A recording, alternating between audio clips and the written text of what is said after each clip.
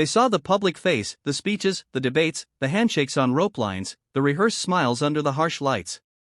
But what they didn't see, what few people ever truly understood, was the man behind the title. The Joe Biden nobody knows. Joe Biden's life has never been neat. From the very beginning, it was carved by pain, loss, and the relentless struggle to hold on to hope. He wasn't born into the kind of family that guaranteed success. His parents taught him grit, not privilege.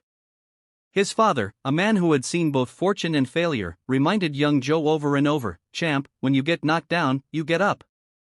You get up." Those words would become a lifeline for him in the years to come.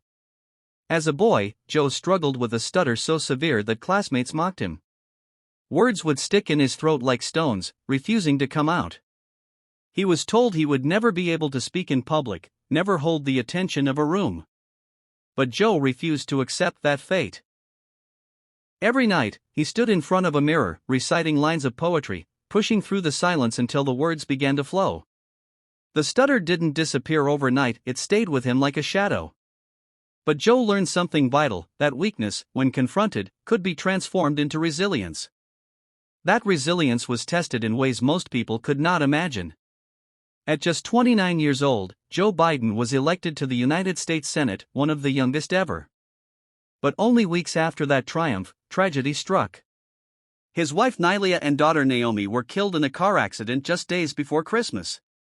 His two young sons, Hunter and Beau, were critically injured. The victory that should have been the beginning of a bright political career turned into ashes in his hands. Joe nearly walked away from politics forever. What good was power when the people you loved most were gone? He sat at their hospital bedsides, holding his son's hands, unsure if he could face the world again. But friends, family, and mentors urged him to stay. He was sworn into the Senate at his son's hospital room.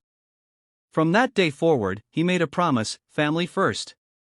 Every day, he would take the Amtrak train from Washington back to Delaware, no matter how late, no matter how tired, because being dad mattered more than being senator.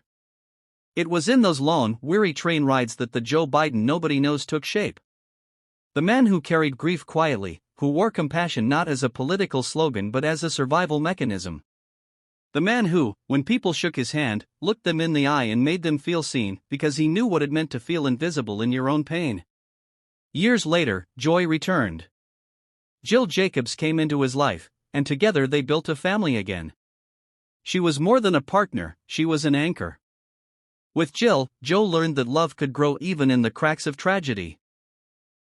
They raised their children with humor, with music, with the steady insistence that no matter what came, 𝗕liche.